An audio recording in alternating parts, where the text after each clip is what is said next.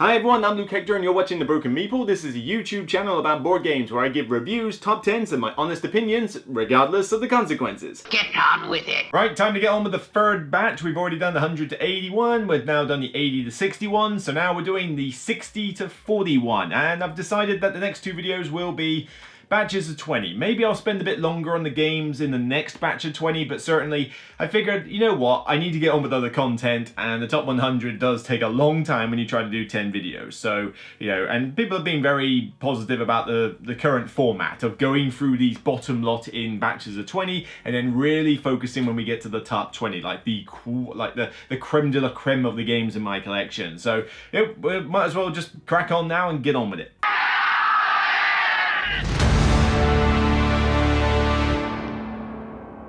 So my number 60 down 28 places is still like a really good fun filler game for me, and I do say filler because it takes about 30 minutes tops to play this game. It's from the Pencil First Games line, where they have these very pretty looking games about various types of flora and just, you know, just very nice, pleasant Zen-like games. Well, this is the favourite and the only one in my top 100, which is Floriferous. Floriferous is the best of the line by far. It's a very simple filler. You simply just move your counter along these columns of cards, collecting the different types of flowers, while also collecting scoring cards that score for various things like bug symbols and types of flowers and colors of flowers. But your turn order is based from top to bottom every time you reset for another turn. So, you know, you might choose the bottom card for a scoring opportunity, but then you go last in the next one and you can see ahead as to what's coming. So you got to think about the turn order very particularly, you know, on top of what cards do I need and what everyone else is going for. It's so simple to teach, so simple to learn. It looks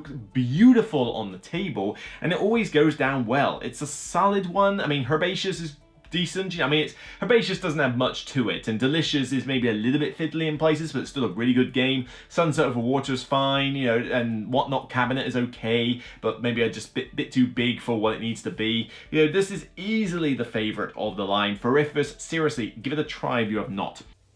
Quiet, bud. Alright, number 59. Wow, this one's jumped up a bit. 33. Okay, I mean, 33 from 92. This one certainly has risen, and I think a lot of that is because of the fact that I have managed to play it a little bit more in the last year, and this has definitely overtaken a certain game that is, I think, downstairs, actually, these ones, and, you know, there's only 3 games from this publisher that I have and sort of go mad for, and you may or may not see the others on this list, but this one is Tricarion from Mind Clash Games. Yes, this is the publisher who puts out the blow your mind, stupidly complicated Euros, and I don't like all the stuff they've done, but I do really like some of the stuff they've done.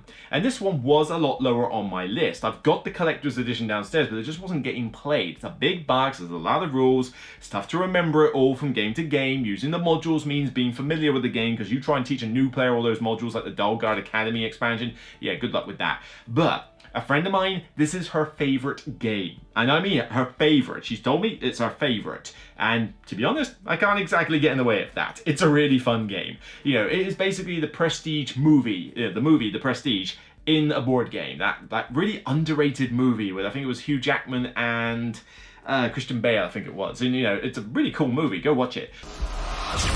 It was the greatest magic trick I've ever seen. But this one is basically it. You're magicians trying to put on acts, and you're kind of trying to usurp each other, you know, get the materials, you know, when others can't, you know, nick various assistants when you can't, you know, have these little prophecy things that can change up little game rules. But there's a lot of forward planning in this, and this is probably one reason why it went down a little bit before, because not only was it hard to get played, I do sometimes worry a little bit when a game forces you to plan that far ahead, because you've got a menu of all these different tricks you can have, and you've got to kind of plan your entire game from scratch and hope you can make it go that way, because your ability to adapt in this game is extremely limited. And normally that is a put-off for me, but I think the setting for this and the fact that I do tend to play it pretty much with my mates only, like this isn't one that I play with random people, it's purely some good friends of mine that I play it with, I think it's just kind of elevated for me, and I want to try it more. Certainly not solo, because frankly I think all Mind Clash games are too complicated as solos. Don't get me started on Perseverance, but you know, this one is still just really good fun. I enjoy its theme, I enjoy its complexity, and I think with friends of mine we really get into that whole prestige and we just have a good laugh. My number 58's jumped up a few places, although I'm kind of surprised it has, but I guess it's just settling around the middle. I pull out games like Werewords as a sort of go-to social deduction game for most places because it's quick and easy and I can teach it just about anybody. But when I can get this one played, Deception, Murder in Hong Kong, I still have a good laugh. And this one is on here partially because it borrows a little bit from Mysterium, so I like this aspect of, you know, like the one person who can't talk having to kind of facilitate and work with another team.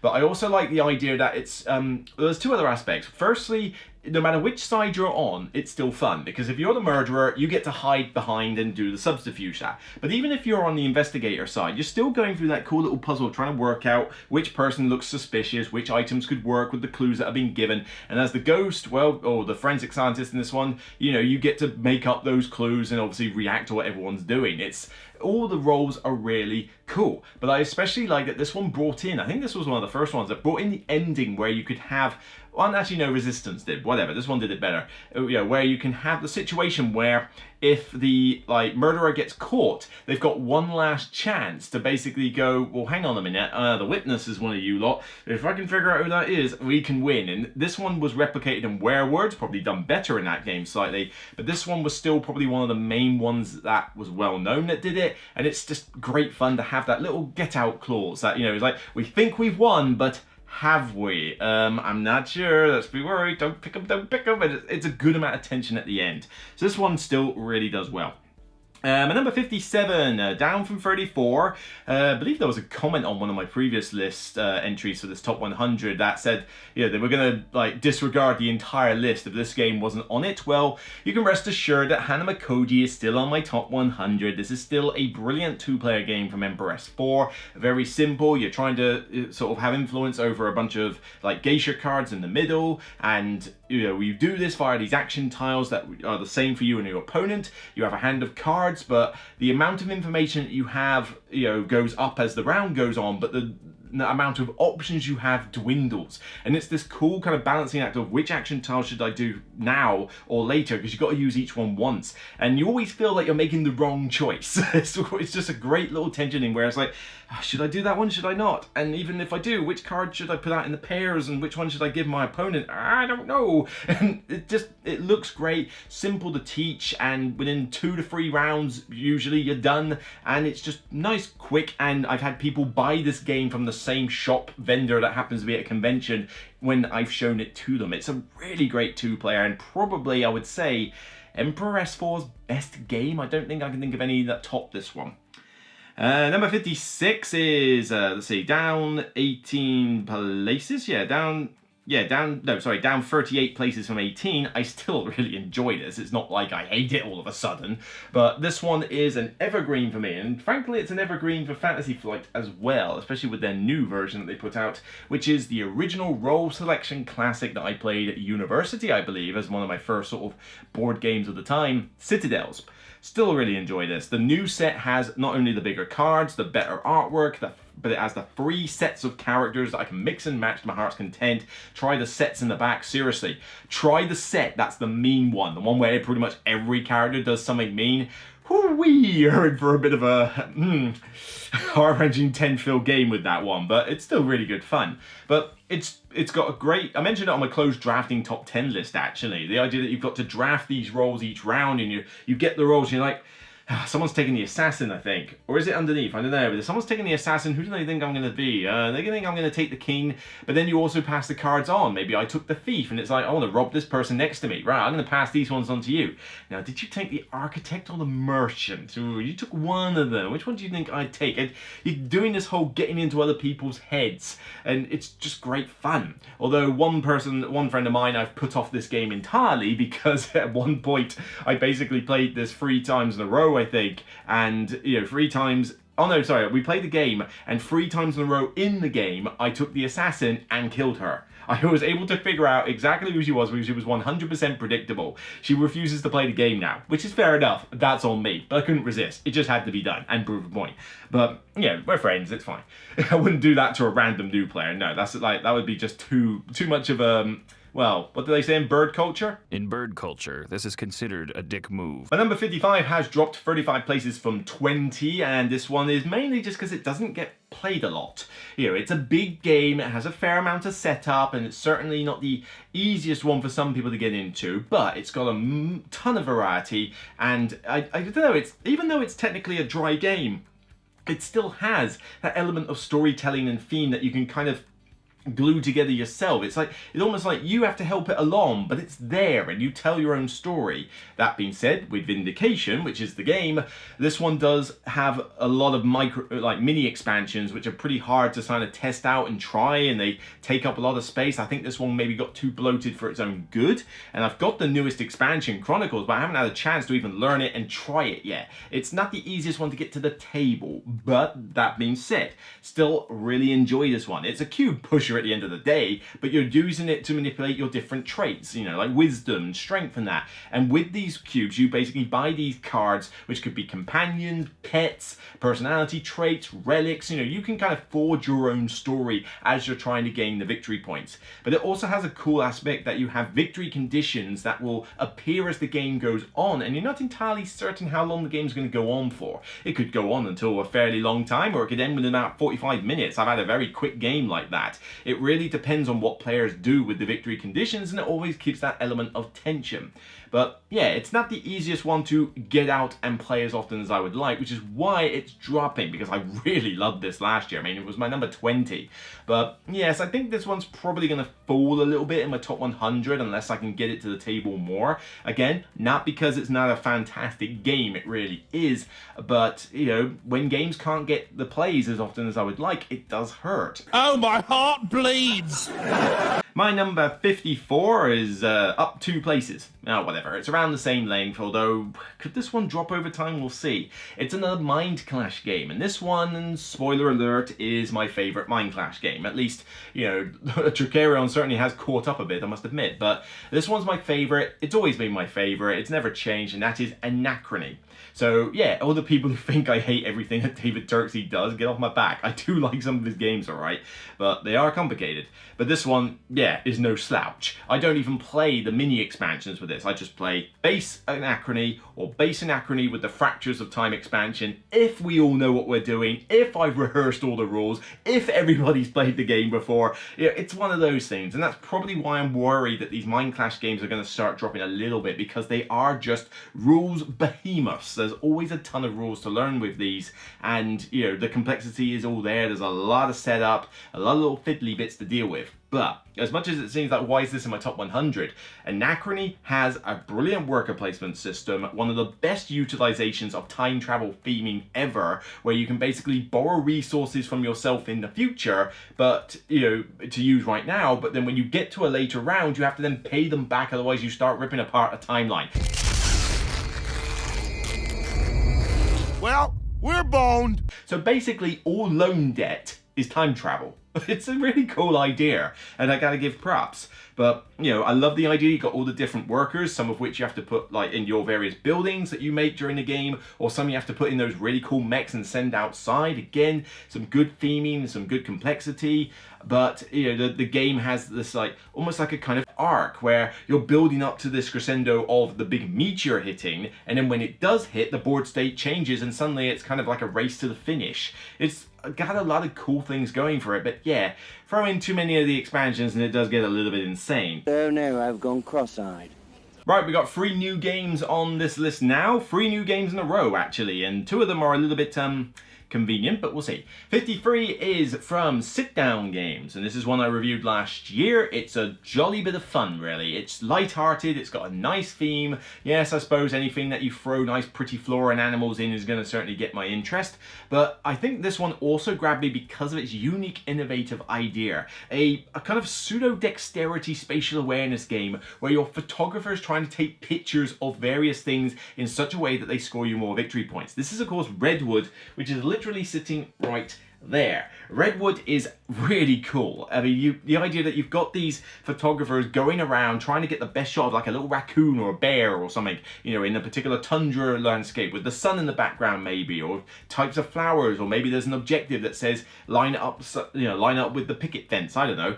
But it's a cool way of like utilizing the theme, but I love the spatial awareness part where you've got these templates that you have to use, which like different lengths and different shapes, especially for your camera lens, and you're trying to sort of gauge, I reckon I could get away with a wide angle lens here, but I don't know, is that going to reach far enough? I don't know, and you try it, you succeed, you fail, and you know, nobody takes this too seriously. The idea that you can't get in each other's way because you're basically like photo bombing everybody else's photo is a cool thematic element, and it certainly leads to a decent amount of banter when you want it. Get out of the way. Oh, I'm sorry, am I annoying Yes, you are. Well, yes, you we can't do to possibly me. need to be that close. But add that to the production values, which are great. I mean, you don't even have to get that extremely insane deluxe version that had like the big tree bark thing. No, you don't need that. Just the basic retail version of Redwood still looks great. Simple rules, can be played solo. It's just a nice, I use the word zen a lot, but it's just a nice, pleasant gem. This next one, on the other hand, is a little bit more thinky. And it is a little bit more thinky. And certainly it's from the same publisher, and I think I reviewed it last year as well. It's kind of coincidental that these two ended up pretty much right next door to each other, but I don't know, hey ho, it's the way it works sometimes. This is Tawanaku. So Tawanaku is literally about 2 games just down under there. This is Minesweeper, the board game, basically. You have this little grid with these different sort of tiles on in the different plantations effectively, and the idea is that you're moving your meeples on this map trying to figure out where some of these numbered like tiles, plantation tiles are supposed to be, and you build up the map as you go, but there's logic rules as to where things can go, like, well, not logic rules, but there's fixed rules on how it can be placed, similar to how Minesweeper works, and you're trying to deduce where certain color tiles will be, where some of those plantation tiles are going to be, and you're doing so to score victory points, but also to effectively sort of cover the map and block off other opponents. It's particularly like, you know, cutthroat at 4-player because you are actively blocking people's paths with your meeples, and if you can figure out that somebody's likely to figure out like, oh, they could get there, maybe I'll stick my meeple there, have a bit of a lesser go, but now I block your path and now you're a little restricted. There's little elements like that make this quite cool in a 4-player setting. But that being said, I think the main way I'll play this is probably as a solo game, because solo, you know, you play with this kind of almost like random element that uncovers the map, but you're trying to figure out the puzzle before it gets too many points in order to beat you. It's pretty simple to operate, but yeah, I think with these kind of these games, I don't know, Sit Down is really coming out of their own at the moment. You know, even some of the more kiddie family stuff that I wouldn't necessarily play myself, I gotta give props to games like Dive and stuff. You know, they know how to make a game look good and try out these unique themes with clever ideas. You know, as much as I cry out for innovation in games, Sit Down Games, I think, are probably one of my top 5 publishers I would put in the list for innovative games. I mean, Redwood already has a really clever idea to utilize with a theme that may have been used a lot already. Tawanaku, Minesweeper, the game, I mean, nobody's come up with that kind of idea, and again, it creates a unique game that's unlike any other. You know, gotta give props, and I look forward to see what they do in the future with these kind of more bigger box games. And number 51 is a Uwe Rosenberg game, and it's new to the list, and people might be thinking, oh, is it Aura and the Boar? It's like, no, I have still yet to play Aura and the Boar. I have not actually got round to it. Somebody was playing it at HandyCon the last weekend. It was just like, oh, I want to play this game. I want to try it. I may hate it. I don't know, but I still want to try it and, like, you know, complete the set. Haven't played Gates of Loyang either, although I'm not as certain if I'll like that one or not. But this one is a game that I actually sort of disliked at first. I played it with 4 players and I thought it seems a bit too random, a little bit too like, I don't know what I'm doing, and I feel I'm getting punished, and it's like, I don't see the big deal with this one. But then I played it solo a couple of times and enjoyed the solo mode, and I thought, you know what, let's try it again at multiplayer. And even though it's better with, you know, probably better with something like 2 players and that, Glass Road has actually warmed up with me a lot more. I mean, it's on my top 100, and I think I kind of just got used to the way the mechanic is, and, you know, gotten like, right, okay, so it is like this. You have to accept that there's a little bit of chaos factor in it, but the game is relatively light and still has you doing the cool building of your like little farm area with the different buildings and stuff. But it does lead to some really cool tense moments with the card flipping, thinking like, right, I'm gonna use the butcher this time round or whatever, and it's like, nobody else got the butcher. Phew, I'm good, right, get all the effects, and somebody gets the water carrier, and it's like, I got the water carrier as well. It's like, are you kidding me? It's like, there is those aspects, and certainly in a 4-player it can get a little bit chaotic in that sense. But with 3, I think it works really well. 2 works amazing. 2-player is brilliant with this one, and even solo is pretty good. You've got more of a kind of like random deck element with the solo mode, but no, I say I'm warmed up to this one. It took me a few years, shall we say, because I played it a while back and thought, no, I don't like this particularly much. But then when the reprint came out, I thought, you know what, let's give it another try. It was on that trend of me trying out games I disliked before to see if I'd like them now after some years had passed and I've tried other games. And yeah, Glass Road really did it for me. Really did a good job. Everybody should change.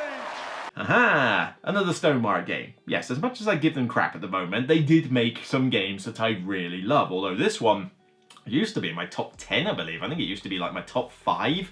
It was 16 last year. It's now down 34 places. Has not gone into the table in a long time, despite the fact that, the setup's not that arduous, but it does require the expansion to get good, which is Viticulture. Viticulture with Tuscany specifically. I do not want to play this game with just base Viticulture. It's nowhere near as good. And I also don't really feel like playing this with Viticulture World, alright? Forget the stupid controversy that happened with it. Viticulture World was okay. I mean, it's a different way to play it, but I don't know, I found it way too random. And there's already some randomness in Viticulture. We can house rule that you draw a certain amount of cards from the visitor decks and then pick one. That house rule, fixes a lot of the randomness, even though the new cards in Tuscany mitigate that as well with having multi-choices. But yeah, Viticulture World just felt like it was a bit too random, like a little too punishing. You have to play in a certain way like every game, otherwise it's going to screw you. But I digress. The normal Viticulture with Tuscany is brilliant. It's got a brilliant theme. I love wine, so this whole vineyard thing is going to appeal to me, much like something like, Vinhos would. And, it's worker placement, nice and straightforward, but with the Tuscany expansion, you've got the structures, which are cool cards to build. You've got the little star map at the bottom left as a kind of little mini game, but again, it's another way to score points and get bonuses. But it also improved the actions in the different seasons, to make them a bit more varied, as well as the wake-up chart, which now has some fairly tough decisions to make every now and again as to whether you want to go a little bit later in turn order but have cool bonuses, or go first, second and such, but then have to sacrifice any decent bonuses. It's, I've won this game doing wine orders. I've won this game doing pretty much no wine orders. With the structure cards particularly, you can come up with some weird little interesting strategies. Throw in 1 or 2 of those card packs maybe, and you can change up the visitor cards. I would say the best one is probably the Uwe Rosenberg one. I think the Uwe Rosenberg one, I forget what it was called. That might be the best card set to use on its own, but as I say, I think most of the card sets do a fairly good job of, giving you a good experience. But yeah, I mean, I still really enjoy this. I almost played it at HandyCon. It was just sadly timings clashed, and they wanted to play it with 6 players. Yeah, don't. This game's a 4-player max affair, folks. Don't play it with 5 or 6. That is way too long, way too much downtime. But still really enjoy this one. It sits there in a collector's chest with metal coins, and the more I talk about it, the more I'd like to get it out again. My number 49 has gone up 12 places from 61, and this one actually could rise higher if the rumors are true. There was a solo mode done officially by Fantasy Flight Games for this, but it wasn't updated for the expansion, which is like a must-buy for this. But I've heard rumors that it has been now, or it has been for some time. I really need to go back and revisit this, because I already enjoy Civilization A New Dawn, but if the solo mode works with the expansion as well in tandem and isn't like a weird clunky mess, then this could get even better. This was the first game I played to pioneer the whole typewriter mechanic, as I call it, the one that a certain other game used of popularity. But the idea that you have these different action cards, and as you use an action card, you use it at a particular strength, it resets back down to the beginning and moves the others up, and you kind of have to build up some actions to get them to higher strength levels, or you use them repeatedly but at lower strength levels. It's a brilliant mechanic, and yet 2 games have used this. Only 2! Why have other games not done this? They just want to recycle the same old rondel and, all these other like boring types of mechanics that you see all the time. But, this typewriter mechanic that's only been in 2 games, I'm sure we could come up with some other ideas. Come on, designers, get on it. You know, it's not my job, it's your job. I'm just giving you suggestions. But this one, Sid Meier's Civilization, is a cool computer game. I really enjoy the 2010 version, but that one is a like 3 to 4 hour monster with rules that I have probably forgotten to this point. Civilization: A New Dawn is a little bit more abstracted, but the expansion, I think Terra Firma or Terra Nova or something like that. It was Terra something, I think, and it essentially, like, the expansion opened up a bit more of the exploration aspect by having you actually go to other tiles. It gave you more victory conditions, more cards, more nations, and it's pretty much a must-buy for the game because it changes up a few of the rules quite considerably, so you don't want to learn the game once and then get the expansion and have to learn it all over again. It's like, just get everything at once and go in with all guns blazing. It's a really solid game that does not get a lot of love, although I have seen it getting played a couple of times lately at conventions, so there's definitely some fans of it out there that aren't just me. 48 is new to the list. Is it? Has this never been on my top 100? I can only imagine that it'd been on my top 100 and fallen off, because I feel confident this one was on my top 100 before, but wow, it really has risen. I'm quite surprised by that. This one is a Lacerda game. It's one of the ones behind me. I've already talked about Lisboa as being my 4th favourite. This one has got a little bit higher than it, in fact. I'm kind of surprised by that. But I have played a couple of games of this in the last year, and I love the wine theme. Of course, I just mentioned it actually. Vinhos, which I've put the wrong way round here. That's purely on me, but it's going to drive you OCD guys mad. You're going to burn in a very special level of hell. Probably easily my 3rd favourite Lacerda. Build up your vineyards, get them populated with farmers, or those viticulturists, winologists, whatever they're called, you know, and build, and brew these lovely brew these lovely wines that you're gearing up for the wine fair. So you've got different aspects of the game that you can try and do well in. You can try and sell to local shops for a lot of money. You can sell overseas, export for a lot of different points. You've also got the different bonus tiles that you can grab that score you points in different ways. But one aspect of the game that you can ignore, I mean, ideally you should try and gun for it in some respect, but you know, you can focus on it or you can just do it a little bit. The wine fair, where you submit one of your wines in order to get judged alongside everybody else. And of course, everybody is fending for that top spot, so it's pretty cutthroat. But the worker placement mechanic is pretty cool as well. You've only got these 9 action spaces, but you can only go on this grid like one next door, so you can't like leap to the other area. Or if you can, I think it costs, which is not a good thing. But you've also got a tax marker that moves on to the various ones and makes it more expensive. If other people go to these actions, it's more expensive, and money is super tight in this game. I mean, it's definitely one of those games that you can park yourself in a bit of a hole, you know, pretty easily, which is one reason this probably will never be my 1st or 2nd best Lacerda game. But, you know, I think I played it at the HandyCon 2 HandyCons ago, and I just remember having such a good time. I needed a bit of a rules refresher, but we all got into it. We got into that theme. I even had a glass of wine, I think, as I was playing it. And it's a really solid one. I don't like the solo mode. It's way too punishing and a bit too random, but I do just like playing this one as a good 3 or 4 player game. And yeah, it's a fair way above Lisboa, but it's, spoiler alert, a fair way below any of the others. Right, I better just check that. Well, I certainly can't see it on my current screen scroll, so I'm going to say that anyway.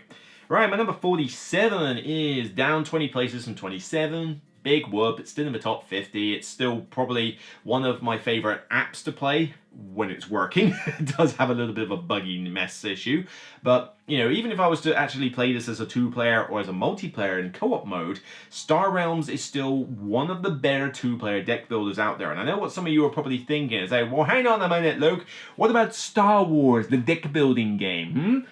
What does Yoda? Where's Yoda? Where's Yoda? Is Yoda around somewhere? I think he is. Nope, Yoda seems to have gone. Oh no, there he is.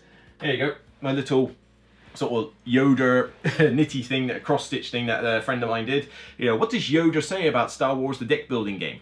Well, I did a review of it, so you can check it out, and I do like it. So, you know, Yoda can sit easily. But there's more to it. It's longer. It certainly does take longer. There's a bit more to do, and even though it does have a rule about being able to kill cards in the middle row, I still find that sometimes it can stagnate quite a bit. So it's not perfect, but it's still good. Star Realms is just a cleaner system. It's cleaner, it's quicker. I think the artwork's better because I love the spacey artwork on it.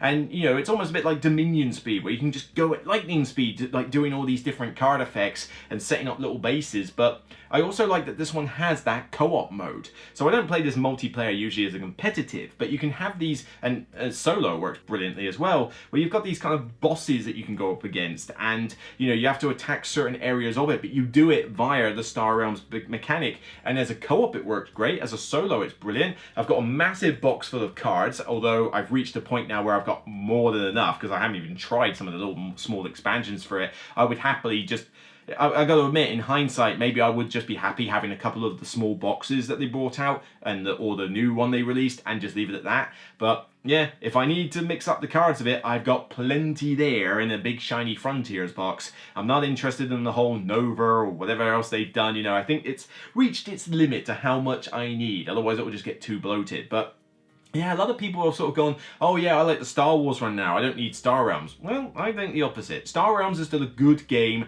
but it's definitely a few notches heavier and a few notches more fiddly than the other one. Star Realms is just nice, quick, get it done, you know, and I've used it as a brilliant little filler game, and it works great on the app. Again, I had some buggy issues with mine, but, you know, when it is working, it's a nice, quick game that I can play, usually on plane journeys, you know, or train journeys and that, and it just goes over well. I really enjoy this one still. That is why you fail. My number 46 up 12 places from 58. I'm kind of curious why it is up 12 places. I don't know, I think it's just the way this went.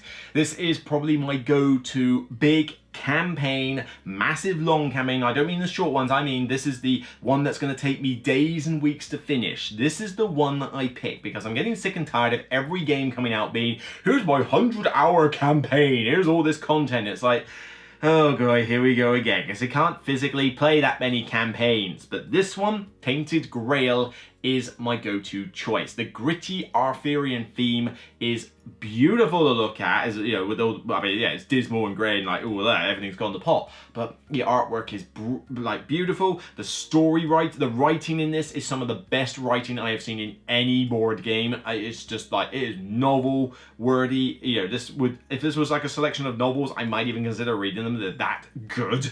You know, exploration in this is like done, you know, done so good. But it did need a few house rules in order to get past some of the mechanical issues with it. I'm not going to say it was a mechanically flawless game, because it certainly wasn't.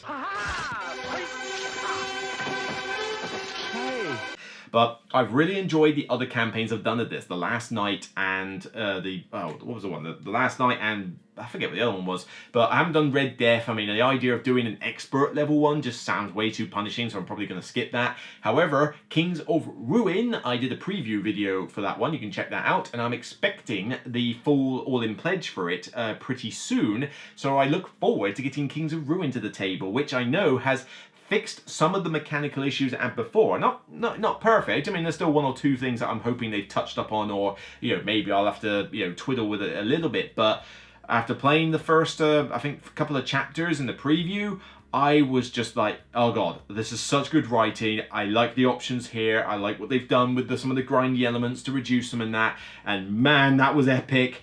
Oh, I can't wait to get stuck into the second one. Maybe this could go up as a result. 45, here we go. New to the list, actually. I'm surprised. I thought this one had been on the list before, but then I said about the other one. But this one is a deduction game, and I do love deduction games. I do wish it looked prettier, because I think the whole sepia tone look to it, I guess it suits it, but it's not exactly much of a looker. But Awkward Guess is just really good fun. Cluedo done right. You know, where you actually have to figure out, right, who murdered this person, what was their motive, and what weapon did they use, while trying to map out, well, hang on a minute. If the maid saw you in there, that means you couldn't have physically got through there to get the spanner, because nobody was seen going through that room. And, you know, as a solo mode, I don't like it, because I don't like the mechanics of the solo mode just feel like a complete luck fest. And it's just not one that I go for. But you get about 4 to 6 players playing this. I'd probably say keep it lower, so 4 to 5. You get 4 to 5 players playing this. It is great fun. It is thinky, and I play it pretty much without the higher difficulty stuff, where you actually have people who could lie, because the game's already a brain burner already. To have people who could potentially lie would just be like, ah! But you know what, at some point I would like to be able to get my mates together and play it on a higher difficulty. It would be quite fun. perhaps not on an evening after work where we're all knackered. But this one is just so cool that it has the interaction of trading the cards around with all the different clues, and you're trying to be mindful of, hang on a minute, I gave you some information earlier. You're just going to give me the same information back, aren't you? And it's like, are you trying to screw with me? A little bit of that social deduction element, a little bit of that bluffing element, but also a little bit of negotiation, like, go on, take my guys. His clues suck. Take mine, I'm giving you useful stuff here. This will help you crack the case in no time. It adds that element to what is already a fun puzzle. I do wish the solo mode was better. That's what lets this one down. But every time it does come out for a multiplayer session, though, it is glorious fun. Best played with friends, I would say, but most of the time it is played with friends. Okay, number 44 has stayed put from 0. Yeah, it literally hasn't moved. And I'm kind of surprised, actually, because I thought this one would have fallen. Because it has been a while since I played it, but I do try to take it to game nights to get it played. So there's obviously a desire to play it more, particularly with some of the weird powers they threw in. And this is Dale of Merchants. I'm really looking forward to their Peacekeepers one, the one that they've remade and bringing that later this year. But Dale of Merchants is another solid deck builder. And as you can tell, I really enjoy deck builders. Pure deck builders. Not to say I don't like a deck builder if it's in as a side mechanic, but you got to work harder, to make me like it. For example, the deck building in, I'm trying to think, some side, in Arnak, I think works quite well, and wasn't a fan of the way the deck building worked in Dune Imperium. Hated the way it worked in Great Western Trail, although I must admit the one in New Zealand I think is a bit more open and a bit better. But I much prefer a deck builder when it's flat out deck building. And Dale of Merchants throws a cool little couple of innovative twists here. It looks gorgeous with all the anthropomorphic animals and stuff, but the idea that you're doing a race, not victory points, and the idea that when you buy cards they go straight to your hand, doesn't always happen, but you've got all these different animal sets that you can cherry pick for the game, and it's the idea that you're buying them and using them for their effects, but you're also trying to build like stools with them, which is basically stacks of cards in ascending strength. So it just throws a little bit of difference in this game compared to a lot of other deck builders. In fact, this one, if you think that deck builders are mostly just luck fests, where you don't really get much control over your cards, the fact that you get new cards to your hand, the fact that you have a choice of what to discard and redraw at the end, and the fact that all of these cards have got really cool effects, this one kind of feels like one that you have more control over. And if you want a deck builder that gives you a little bit more control,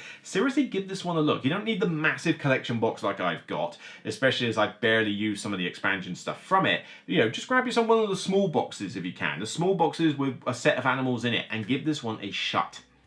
Right, my number 43 dropped 22 places from 21. This is not going quite as bad as Lord of the Rings LCG was in terms of its drop, but still, I have not played this one for a while. I thought the latest expansion, the Scarlet campaign, was pretty bad. I think mechanically it just did not work, and so that probably has put a bit of a sour note in it, and that is Arkham Horror LCG. Arkham Horror LCG has been really good fun. It's got some great stories, some great atmosphere, great mechanics for trying to replicate things like hotel rooms and moving trains and all sorts of really cool stuff with just the use of cards. I have never sweated so much playing a cycle of this game as I have with this because of the Dream Eaters expansion. Yeah, playing expansion where you're going up against giant spiders, or even not giant spiders, ones that come out of people's throats and stuff. Yeah, Nightmare Fuel. Nightmare Fuel. I had trouble playing that one, but it was a solid campaign. I just wish I didn't have to look at those pictures. They really did freak me out a little bit. Oh, Jesus! Oh, God! Oh, Jesus! God! Oh! But, man, I didn't sleep well. But, I like the Snow campaign I thought was quite cool, and certainly the earlier campaigns, like the, what's the favourite? Probably the Carcosa one is probably still the best campaign out of all the sets. I don't know, that water one, the Innsmouth one was pretty good. Innsmouth and Carcosa, I think it's got to be those two, but I think I'm probably siding more with Carcosa. I think that just had some brilliant scenarios in it. But, I'd still look forward to more stuff from them, but I'm more interested in maybe individual scenarios, because again, play a campaign, you've got to commit for ages, and yes, I know you can play a scenario in standalone mode, but then you've got a deck build for it, and it's just like, oh, I've got to do all this deck building just for one scenario. So I tend to play this as a campaign thing, which means have the time to get it out often, leave it on the table and such, and play through it. And probably that's what's hurting this one a bit. Not just the fact that the last cycle was a bit of a letdown, but also because it requires the deck building and the campaign commitment. And those things together do hurt it for me, but this one is still one I really enjoy, and you know, I occasionally at conventions will join in the big epic multiplayer ones, although they do go on for quite a while, so I'm starting to wean off those as well. I must admit, I think I've got one. I got one about being in the casino. I forget what it's called. Fortune Folly or something. It's a new scenario. I haven't opened that one yet. Maybe I should make a task to do that at some point in February. All right, 2 more to go. This one has shot up 36 places from 78. Yes, the more I play this, the more I like it. And, you know, certainly I had a point where I played it about 2 or 3 times in fairly quick succession. And there have been tight games, there have been games where I've trounced the opponent, you know. But, you know, even regardless of that, for a game that's fairly mean and, you know, can lead to some punishing aspects, for some reason, I get a kick out of Dominant Species Marine, which is down there. Sorry, Dominant Species Marine. I suppose that sounded a bit weird at first. And with this one, I much prefer this to Dominant Species, because as much as I like the theme of Dominant Species, although kill the spiders, the Dominant Species has the problem with using the programming mechanic. I don't like programming mechanics. The idea that in Dominant Species, I've spent 30 to 40 minutes on this round after we've gone through 6 players' turns and that, trying to set things up, and then one person does one thing for themselves, whatever, doesn't even know what impact it has. It screws me over, and I've wasted the last 30, 40 minutes of my life. Hate that aspect of it. Dominant Species Marine fixed this by making it a worker placement game where you put the worker down, you get the effect now and then, but you have restrictions as to where you go based on where you put your workers, and of course everybody is contending for spaces at the right time, so there's still that tension there. But it just gets rid of that unnecessary programming thing, and I will easily play Marine, and I will never really play Dominant Species again. The one thing I do maybe need to house rule in this game, though, is that those cards can be a little bit on the swingy side when they come out at exactly the right time for a player. If there is any way to house rule those so that there's not quite so many swings from it, that would be amazing, but I can't for the life of me think of one that works, and I haven't seen any examples of others suggested out there. But that blemish aside, I accept it and just love the rest of the game as it is anyway. The cards are still cool, you just may get those swingy moments, but you know, the tension with the turn order being different for the animals, the trying to get the right food and the habitat and populate the tiles. Do I go for the vents and stick around there? Do I, you know, stick around and like do massive area control in the center? Do I spread out thin? You know, it's just a really cool, very thematic and very tense heavy Euro. And yeah, I played it a couple of times at first and then really enjoyed it. Played it a few more and did a full review from it. I'm pretty sure I've done a video on this one. And even since then, I played it a few times in the last year or two, and it just keeps going up. I mean, I don't think it will go much higher than 42, but man, still really enjoyed this one. And finally, 41, a brand new game to the list, and all the way up to 41, although it won't be the last debut on this list, you know, as we go through the top 100, but this one was a massive sleeper hit for people. I mean, people never heard of it before, or barely heard of it, and it's like, oh, a few people have got this, and they won't stop raving about it. And then all of a sudden, it's now one of the most popular games out there, and everybody wants to try it, and that is Obsession. And yeah, the word kind of fits it. Everybody is obsessed with this game. And at first, I played it, and I thought, it's fine, I think. I mean, I don't like Pride and Prejudice at all. I hate the books. I had to read the book and watch the stupid 6-part serial movie or whatever it was back at school. Yeah, I'm still having therapy for that, thank you very much. But, you know, and even putting zombies in it didn't make it fun. You know, Red Dwarf did. They made it fun. I said supper is ready. See, everything's made better with Red Dwarf. But with Obsession, the game itself has grown on me as well as a bit of a sleeper hit. Now granted, I mainly want to play this with friends or solo, because with friends I know that we're going to go at a relatively good pace and we know the game, but solo is a really good solo mode in this. You can have different levels of difficulty to try and get different levels of points, but the theme of this, even though I don't like Downton Abbey and Pride and Prejudice and all that stuff, I make fun of the theme as I'm going through this. The idea that was like, oh, Mr. Darcy, you spoiled us. You're having a little croquet game next to like a, you know, field of daisies and having tea and with Mr. Bingley or whatever, and it's, you know, with these, like, I'm sort of taking the mick in that, but then so is everybody else. They're not taking the theme that seriously. You're meant to have a bit of fun with it, and we have a good laugh. But as a solo mode, you know, the rules are a little bit like, oh, hang on a minute, how's that work again? How's that work again? You know, you have to do a little bit of revision. But once you get them down, the solo mode doesn't take that long to go through, and you can have a decent game of using the different tiles to be as efficient as possible. And I expect, even though I make fun of the theme, it helps to not only explain some of the rules, but just to kind of take you out of reality, isn't it? And like I said, a lot of board games for me are, an escape from reality, from the chores, from the stresses of work and everything else. It's good to escape reality and get immersed in a board game. And this one is a Euro game that I can get immersed in, even if it's slightly more from a comedic factor.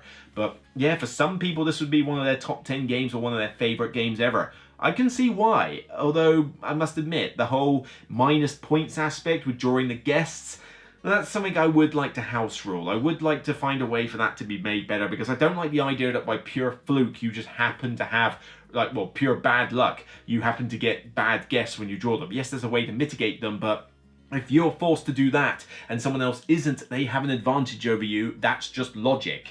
So that aspect of the game I wish was like changed in some way, but that blemish aside, still really enjoyed this one. I'm not obsessed with it myself, but hey, I can see why others would be.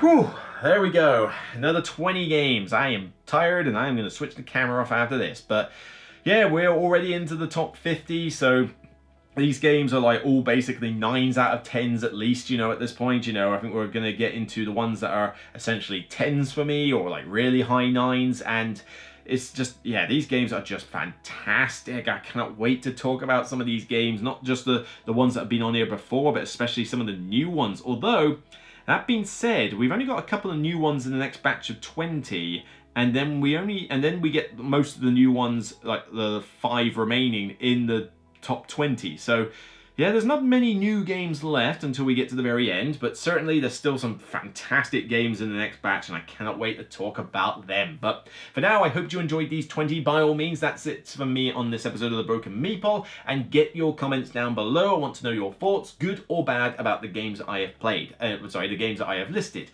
Doesn't matter if you love the games on this list or hate them. I want to know your thoughts as to why you dislike them or why you love them. You know, this will get some good debate going, and obviously when I've asked about, you know, does anybody know if this variant works or anything like that, if you know the answer, then by all means tell me. Until next time, remember, regardless of whether you're obsessing over these games or not, they're still only games. So calm down, take a breather, and I'll see you next time.